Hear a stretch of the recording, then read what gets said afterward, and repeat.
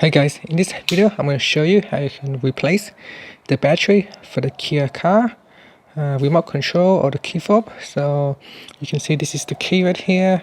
So in order for you to replace the battery, you need to open up this key, and inside here there is an indentation that you need to open up. So what you want to do is using this flathead screwdrivers, and in here there's a small indentations. So you just put the screwdriver in here and try to pry out the cover. So you want to pry out this cover right here.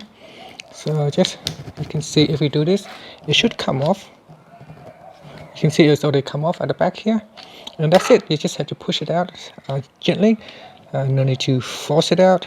And then we're just going to try to get it open on this end as well. And it should come off like that. So that is what it looks like. And there are 4 screws that we need to remove. So remove these 4 screws.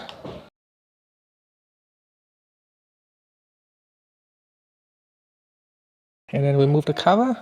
So remove the cover, then that's it. So this is what it looks like. So there it is. So we remove that.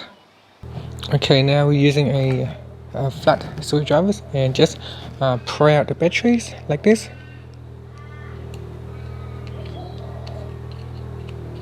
And then pry up like this and pull up the battery.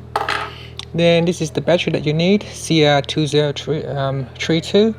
So this is the battery side, and then that's it. With a new battery, you put it in again that way. So push down, and then we're just gonna close the cover with the screws.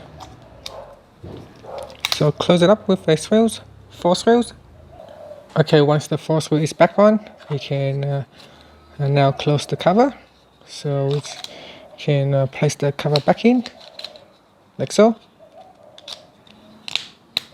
and then that's it. So that's all you have to do to replace the battery for your Kia key fobs. Thank you for watching this video. Please subscribe to my channel for more videos.